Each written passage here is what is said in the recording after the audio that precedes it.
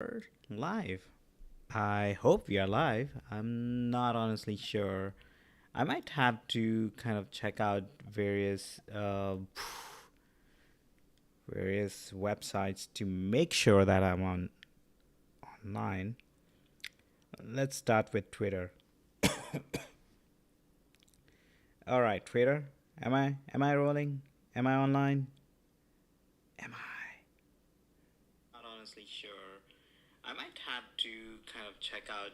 Okay, looks like it's working as I want it to. And cool. All right. So it's been a while since I've done this, and honestly, I miss this.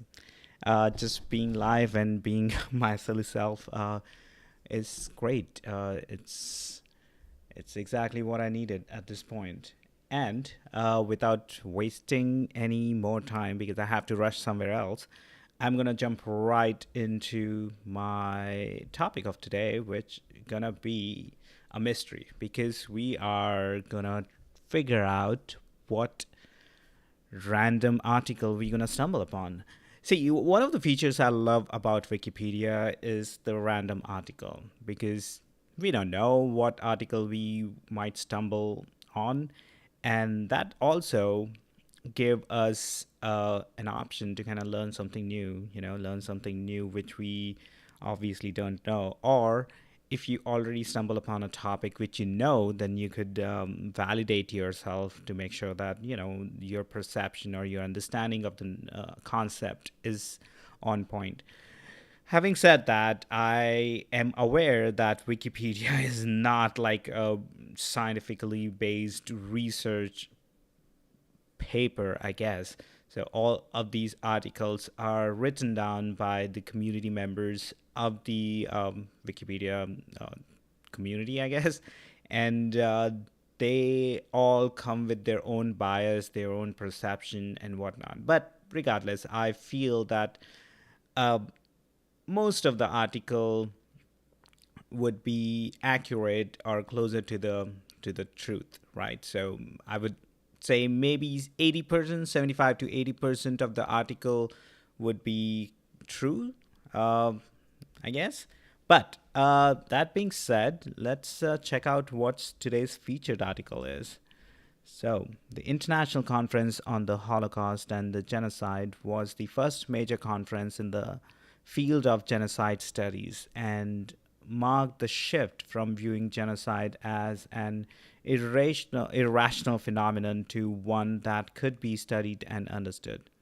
It was held at the Hilton Hotel in Tel Aviv on 20th to 24th June 1982 and was initially organized by Israel Charny, Elie Wiesel, and Shammai Davidson. The Turkish government tried to have the conference cancelled because it included presentations on the Armenian genocide, which Turkey denies conveniently. Turkey threatened to close its border to Syrian and Iranian Jews fleeing persecution. In response, the Israeli government called participants, claiming the conference was cancelled and asking them not to attend.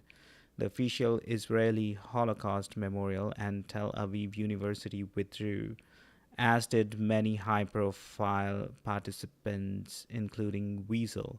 The organizers refused to remove the Armenian genocide from the program and held the conference with fewer participants than planned.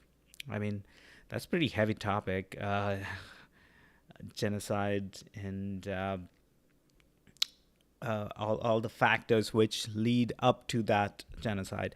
I mean, imagine a group of people hating the other group so much that they want to just kill them for just being themselves, I guess. And that's a reality of our existence, to be honest. There are plenty of people who would just hate, say, you because of one or the other attributes. It could be because you were born in a particular family or with a particular skin color or practicing particular religion, or even following a particular sports, or a particular team.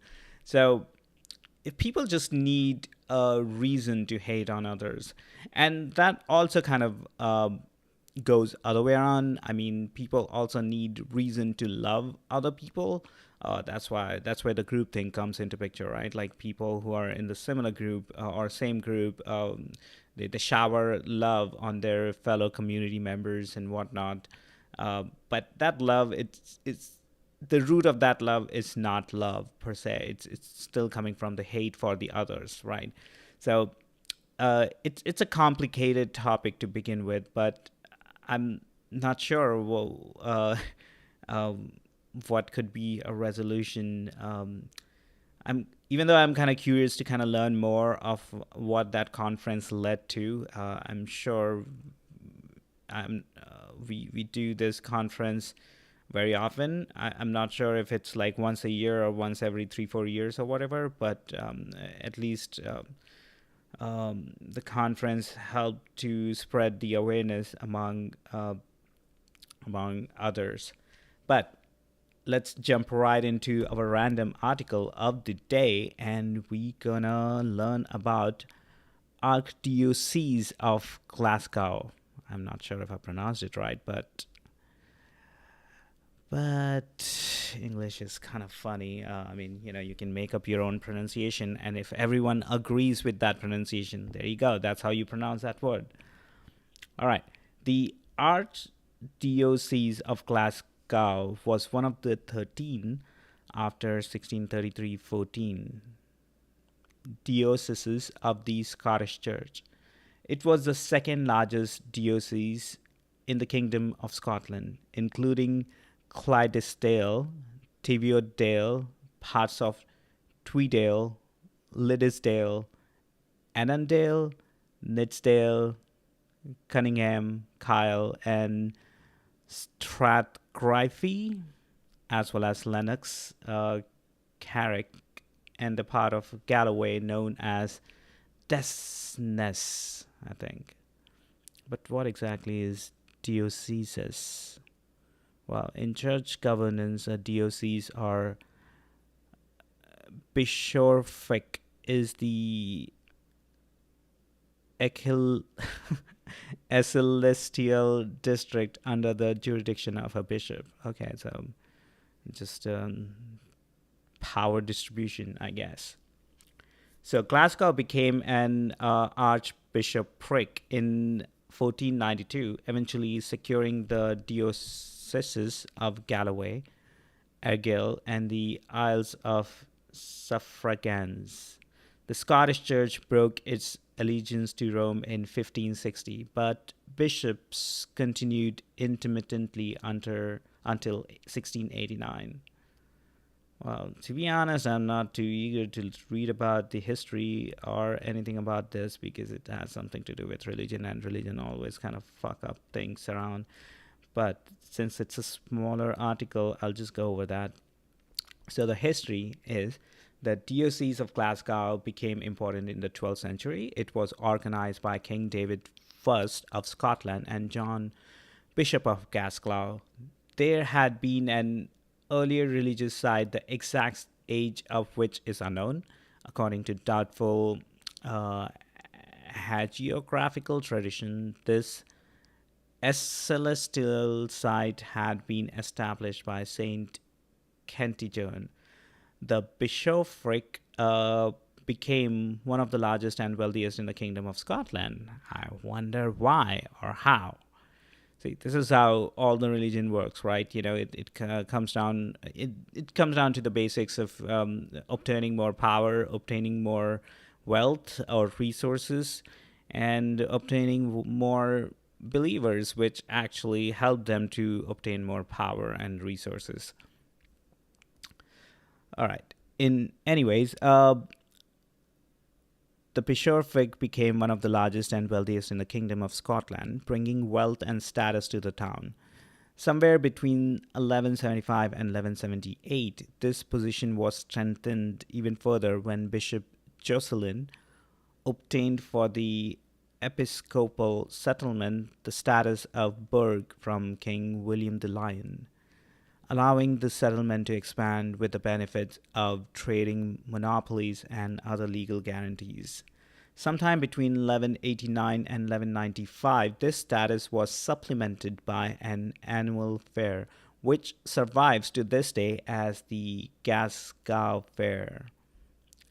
Until 1560, when practice of the Catholic faith was suppressed by Act of the Parliament of Scotland, nearly all the bishops of Glasgow took an active share in the government of the country. Whether as chancellors or treasurers of the kingdom or as members of regency during the minority of his sovereign.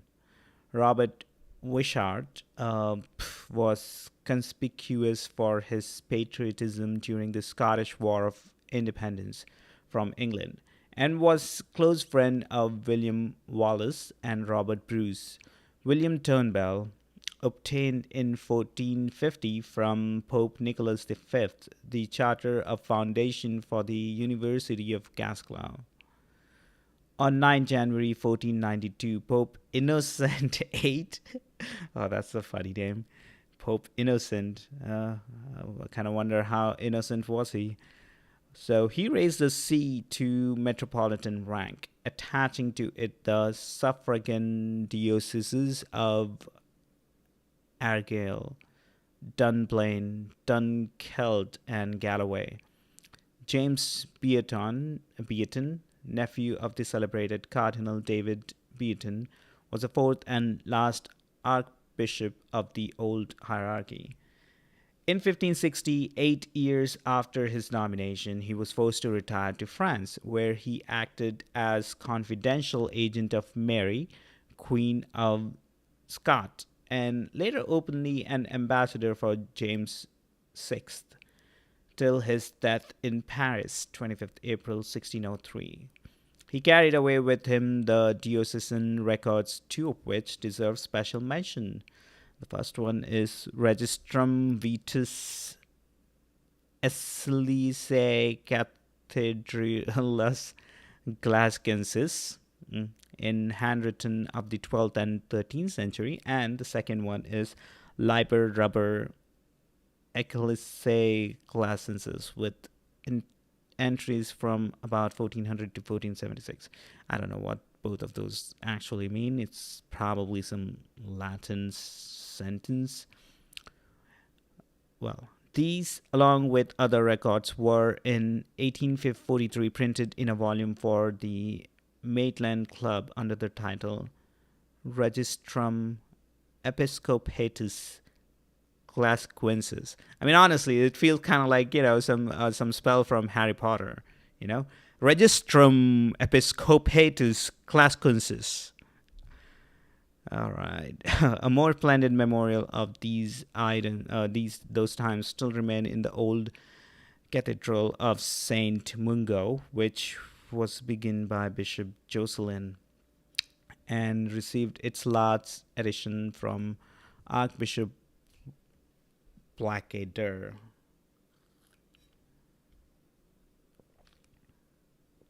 I mean, honestly, there's very few things within this article which I'm actually interested in. But maybe Kingdom of Scotland. That might be a good place to branch off. The Kingdom of Scotland, which I believe in Scottish is called as Rtucs na Alba, Scottish Gaelic, also known as Scots Gaelic, and Gaelic is a Goidelic language native to the Gaels of Scotland. As a Goidelic language, Scottish Gaelic, as well as both Irish and Manx, developed out of Old Irish. It became a distinct spoken language sometime in the 13th century. All right, so the Kingdom of Scotland was a sovereign state in northwest Europe, traditionally said to have been founded in 843.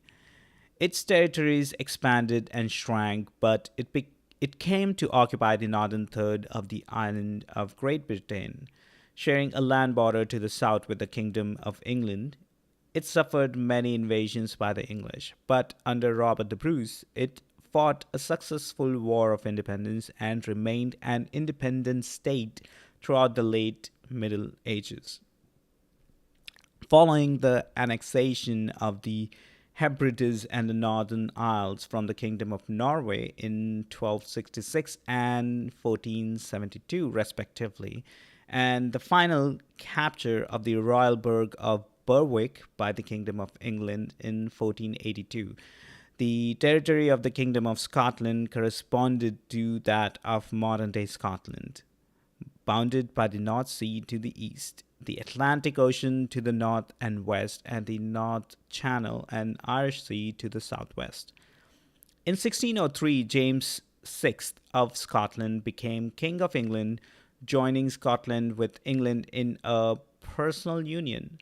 In 1707, the two kingdoms were united to form the Kingdom of Great Britain under the terms of the Acts of Union.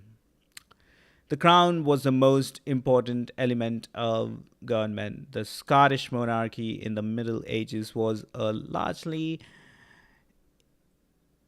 itinerant institution before Edinburgh developed as a capital city in the second half of the 15th century. The crown remained at the center of political life and in the 16th century emerged as a major center of display and artistic patronage until it was effectively dissolved with the Union of Crowns in 1603. The Scottish crown adopted the conventional offices of Western European monarchical states of the time and developed a privy council and great offices of state. Parliament also emerged as a major legal institution, gaining an oversight of taxation and policy, but was never as central to the national life. In the early period, the kings of the Scots dependent on the great lords, the Mormaers and Taoiseachs, but from the reign of David I, sheriffdoms were introduced, which allowed more direct control and gradually limited the power of the major lordships. In the 17th century, the creation of justices of peace and commissioners of supply helped to increase the effectiveness of local government.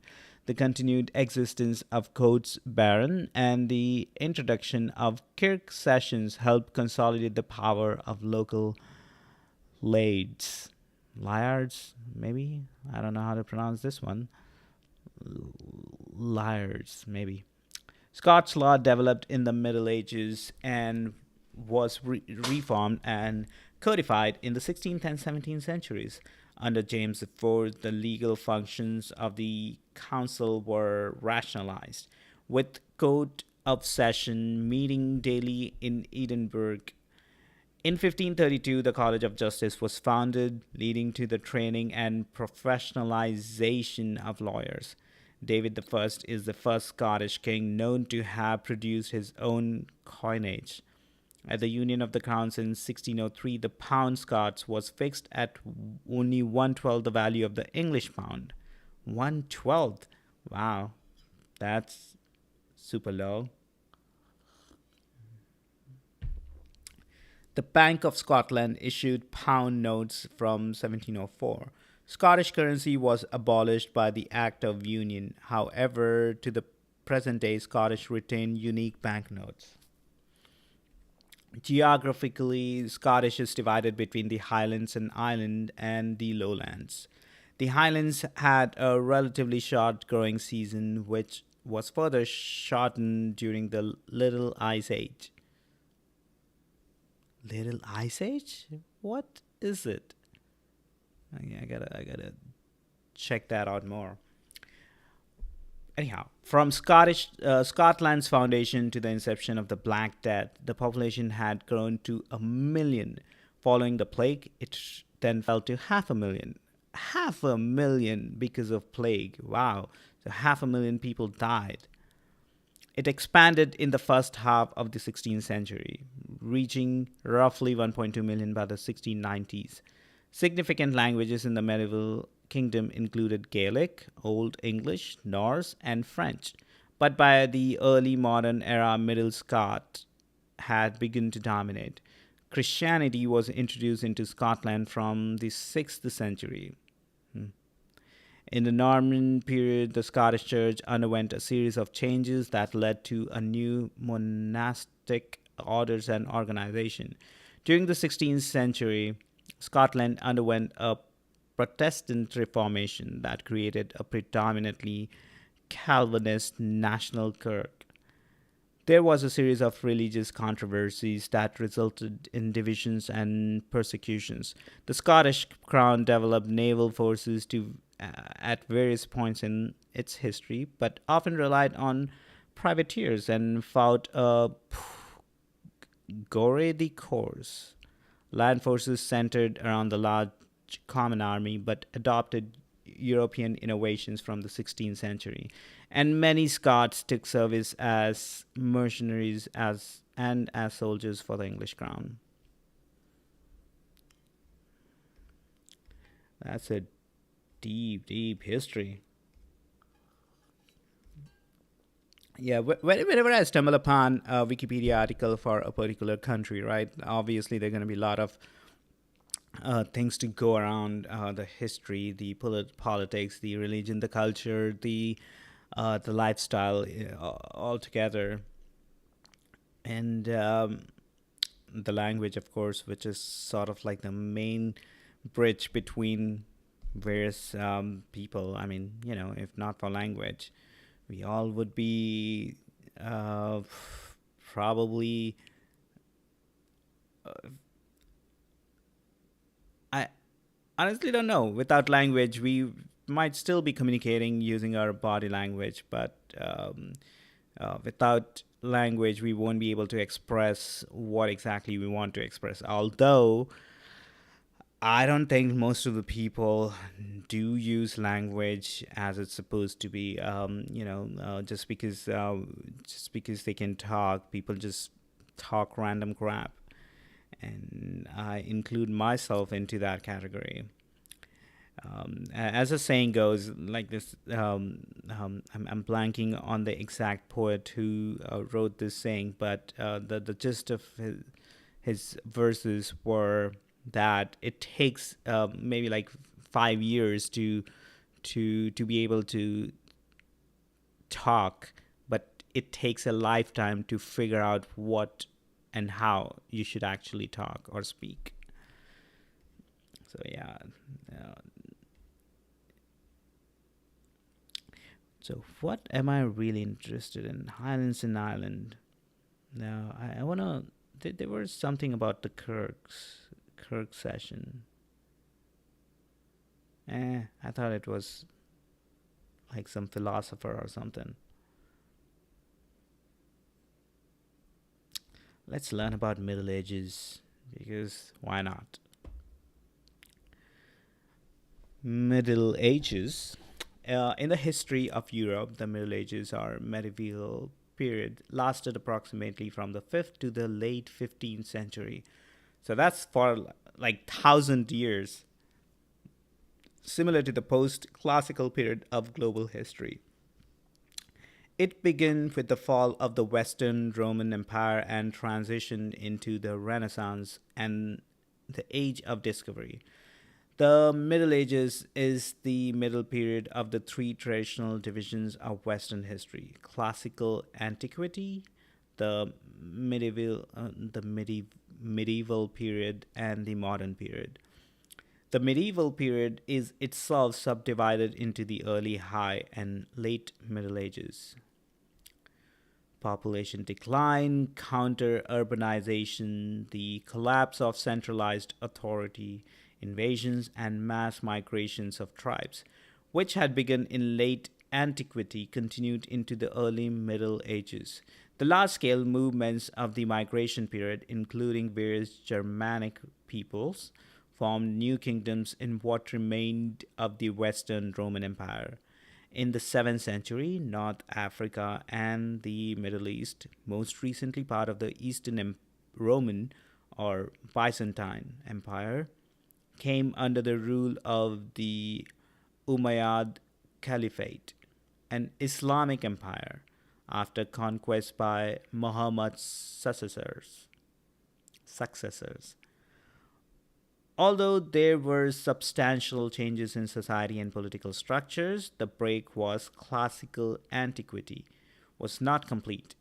The still sizable Byzantine Empire, Rome's direct constitution, oh sorry, continuation, survived in the Eastern Mediterranean and remained a major power. Secular law was advanced greatly by the Code of Justinian. In the West, most kingdoms incorporated extant Roman institutions, while new bishoprics and monasteries were founded as Christianity expanded in Europe. The Franks, under the Carolingian dynasty, briefly established the Carolingian Empire during the later 8th and early ninth centuries. It covered much of Western Europe but later succumbed to the pressure of internal civil wars combined with external invasions. Vikings from the north, Magyars from the east, and Saracens from the south.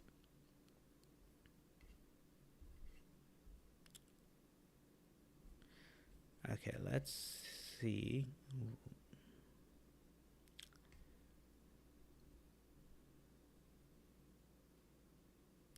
The history of Europe is traditionally divided into four time periods: prehistoric Europe, classical antiquity, the Middle Ages, and the modern era. All right. So, post classical history, as used in global history, generally runs from about 500 CE to 1500 CE. The period is characterized by the expansion of civilizations geographically and development of trade networks between civilization. Whereas the fall of the Western Roman Empire was a loss of central political control in the Western Roman Empire, a process in which the empire failed to enforce its rule, and its vast territory was divided into several successor polities. The Renaissance is a period in European history marking the transition from the Middle Ages to modernity and covering the 15th and 16th centuries, characterized by an effort to revive and surpass ideas and achievements of classical antiquity. Whereas the Age of Discovery, as known as the early modern period, was a period largely overlapping with the Age of Sail, approximately from the 15th to 17th century in European history, in which seafaring Europeans explored regions across the globe. So, what is classical antiquity? Classical antiquity is a period of cultural history between the 8th century BC and the 6th century AD, centered on the Mediterranean Sea, comprising the interlocking civilizations of ancient Greece and ancient Rome, known as the Greco Roman world. Whereas the modern period, human history is the narrative of humanity's past. It is understood through archaeology, anthropology, genetics, linguistics, and primary and secondary source documentation, I guess. The early Middle Ages or early medieval period, sometimes referred to as the Dark Ages, is typically regarded by historians as lasting from the late 5th or early 6th century to the 10th century. They mark the start of the Middle Ages of European history. The High Middle Ages or medieval period was the period of European history that lasted from around 1080 to 1300s. The High Middle Ages were preceded by the Early Middle Ages and were followed by the Late Middle Ages, which ended around 1500 AD. The late Middle Ages or late medieval period was a period of European history lasting from 1250 AD to 1500 AD. The late Middle Ages followed the High Middle Ages and preceded the onset of the early modern period.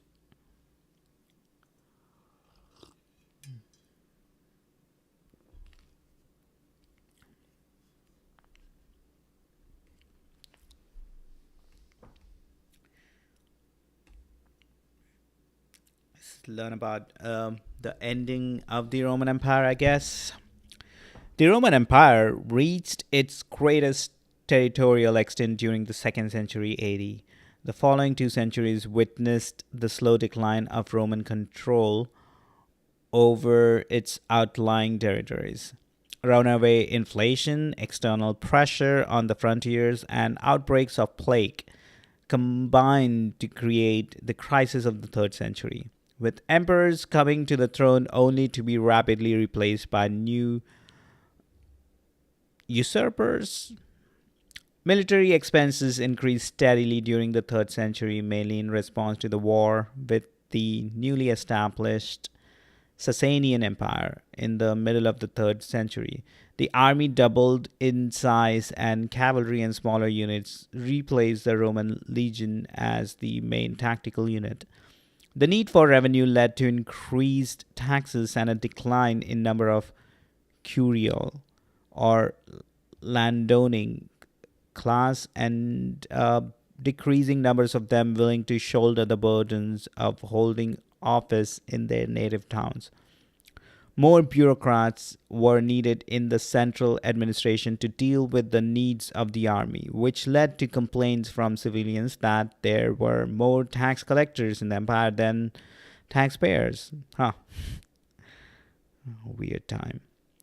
The Emperor Diocletian split the empire into separately administered eastern and western halves in 286.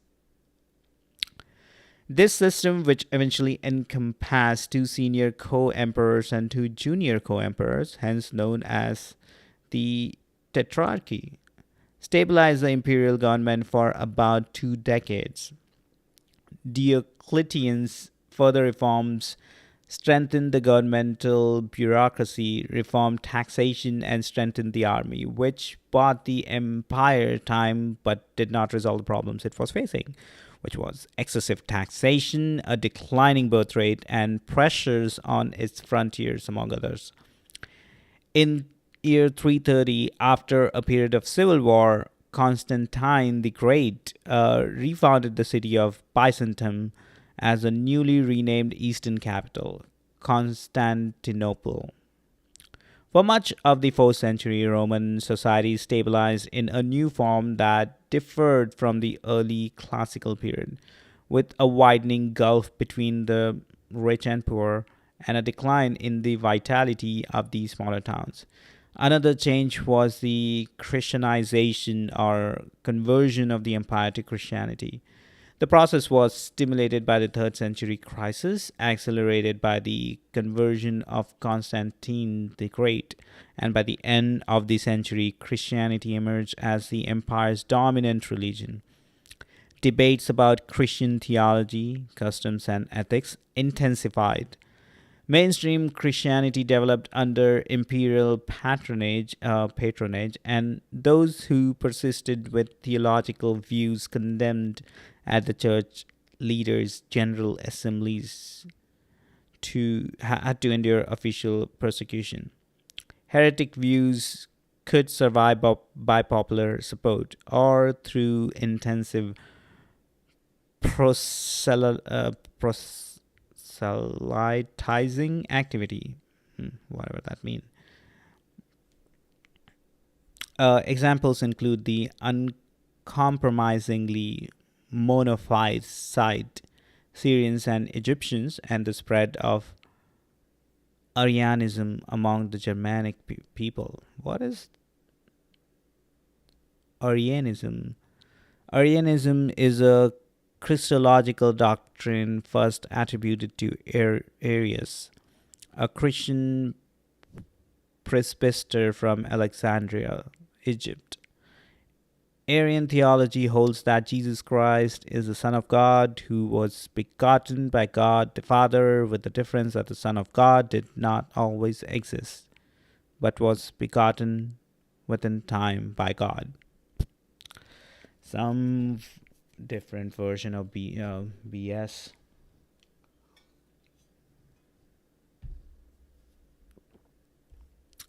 Civil war between rival emperors became common in the middle of the 4th century, diverting soldiers from the empire's frontier forces and allowing invaders to encroach.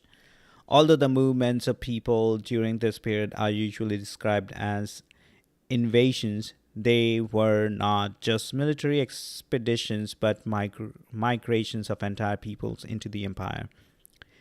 In the year 376, the Goths, fleeing from the Huns, received permission from Emperor Valens to settle in Roman territory in the Balkans. The settlement did not go smoothly, and when Roman officials mishandled the situation, the Goths began to raid and plunder. Valens, attempting to put down the disorder, was killed fighting the Goths at the Battle of Adrianople on 9th August 378. In the year 401, the Visigoths, a Gothic group, invaded the Western Roman Empire and, although briefly forced back from Italy in 410, sacked the city of Rome. In 406, the Alans, Vandals, and Suevi crossed into Gaul. Over the next 3 years, they spread across Gaul and in 409 crushed the Pyrenees Mountains into modern-day Spain. The Franks, Alemanni, and the Burgundians all ended up in Gaul, while the Anglo-Saxons and Jutes settled in Britain. And the Vandals went on to cross the Strait of Gibraltar, after which they conquered the province of Africa. The Hunnic king Attila led invasions into the Balkans in 442 and 447, Gaul in 451, and Italy in 452. The Hunnic threat remained until Attila's death in 453, when the Hunnic confederation he led fell apart. Who is Theodoric the Great?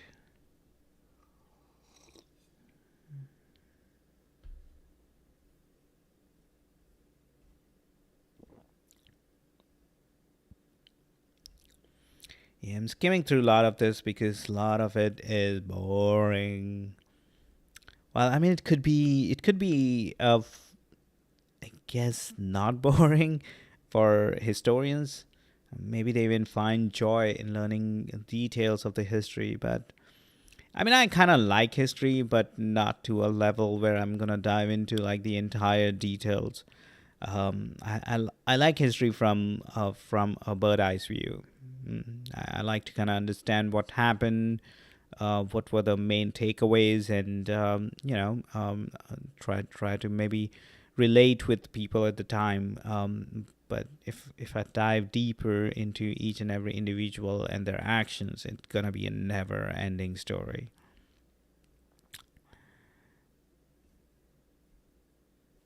I want to see the end of the middle period or the Middle Ages.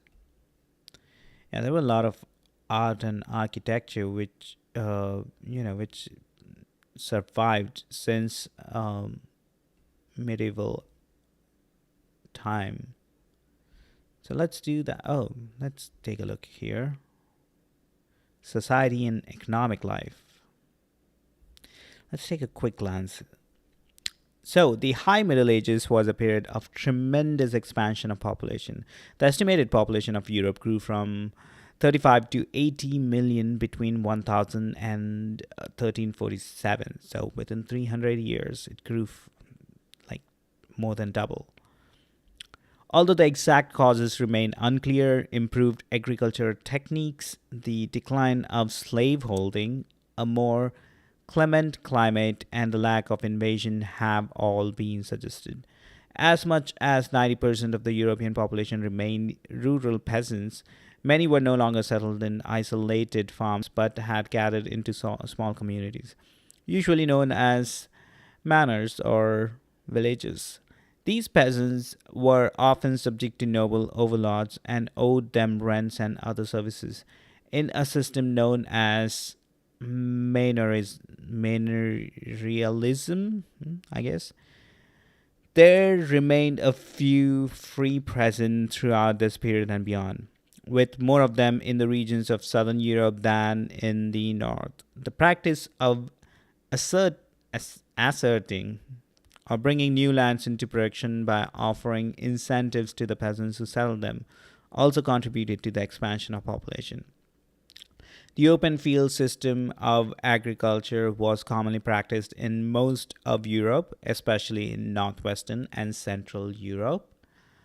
Such agricultural communities had three basic characteristics. Individual peasant holding in the form of strips of land were scattered among the different fields belonging to the manor. Crops were rotated from year to year to preserve soil fertility, and common land was used for grazing livestock and other purposes. Some regions used a three field system of crop rotation, others retained the older two field system. Cool. Well, women in Middle Ages were officially required to be subordinate to some male, whether their father, husband, or other kinsmen. Widows, who were often allowed much control over their own lives, were still restricted legally. Women's work generally consisted of household or other domestically inclined tasks. Peasant women were usually responsible for taking care of the household, childcare, as well as gardening and animal husbandry near the house. Which I'm not surprised. I mean, women were always marginalized across all civilizations for some reason. I just spilled my drink, and I hate that. Well, I think I gotta wrap this up very soon. What do I wanna? What do I wanna glance over? And this is a long Wikipedia article, so maybe I'm just gonna go through the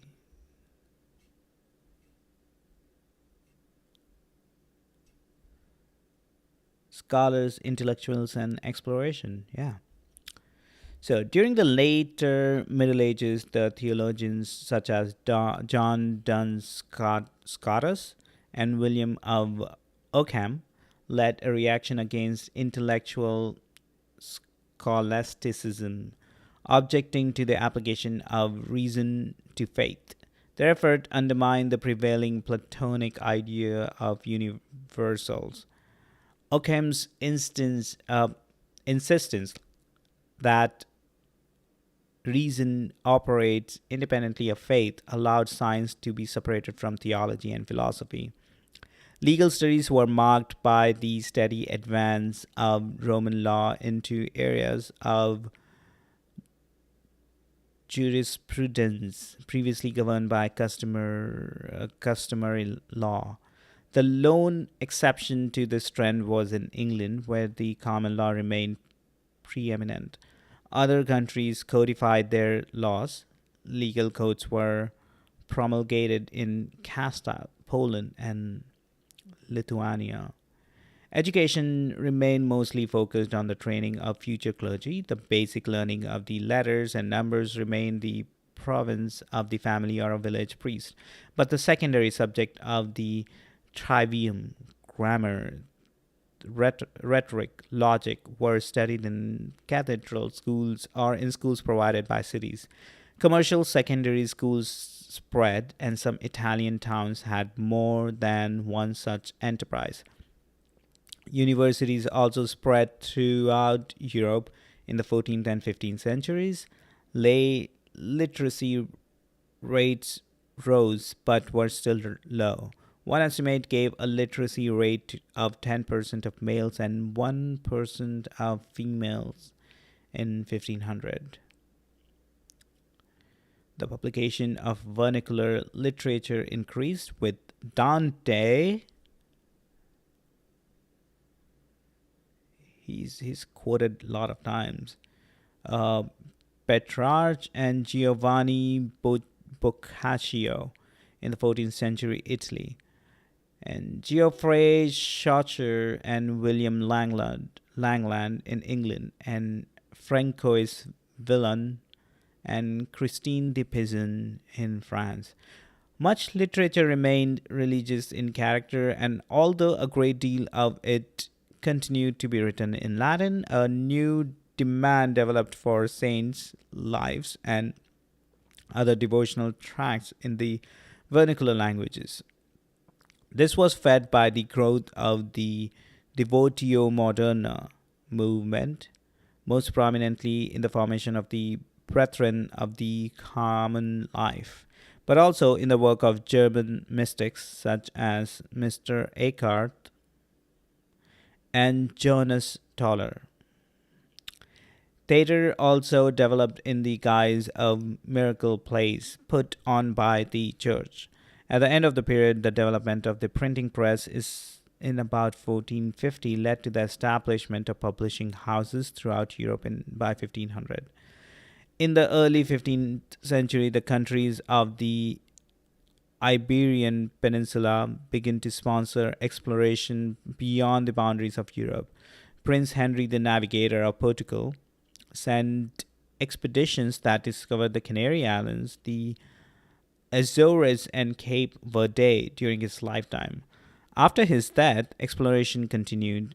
Bartolomeo Diaz went around the Cape of Good Hope in 1486, and Vasco da Gama sailed around Africa to India in 1498. The combined Spanish monarchies of Castile and Aragon sponsored the voyage of exploration by Christopher Columbus in 1492 that discovered the Americas. The English crown under Henry VII sponsored the voyage of John Cabot in 1497, which landed on Cape Breton Island. Fascinating, isn't it? I mean, historically speaking, I bet like humans always love to kind of migrate, and it's not a new concept per se. Even though maybe in like late medieval periods, a lot of kings were building ships and sponsoring different adventurers, I guess, or officers to explore the sea. And that kind of also make me wonder, like, we are living in the late modern period, if I'm drawing the analogy, where we are creating these ships, mostly sponsored by rich billionaires. But regardless, these rocket ships are created to explore the vastness of our solar system at the moment, at least. And it's gonna be fascinating to see how this will evolve, if it will evolve. Because to be honest, the way things are happening in our society, we don't know if at any given time we might end up falling back to the dark ages. Honestly, I hope not, but the chaos in our current world is super. I would say it could lead us in any direction, and Maybe a couple of 100 years back, you would have a better prediction about what the life would look like, at least the near future life would look like. But at this moment, when we are living in such a chaotic time, anything can happen at any time. And even though there are forces on both sides, the good and the bad, to be honest, the good and the bad, these are just labels. Depending on the tribes you ask, they would assume that whatever they are doing is good, or for good for the society. But that's not necessarily true, right? And that's why I find democracy as a beautiful symphony of different tunes, right? Everyone have different thoughts, different experiences, and different ideology about what the world should look like. But democracy helps to kind of navigate through the extremes, and create a world which is palatable to majority of the people. I mean, most of the people are okay to compromise on one or the other things, as long as they're part of the society, or at least they feel that they are part of the society, I guess. Well, but that's a conversation for another time. And I think I'm gonna wrap up this session, or I don't even know what to call this. But I'm planning to do this more often, so at least we can be on this trip and learn something new about our fascinating, wild, crazy reality. Well, until until next time, stay peaceful, be safe.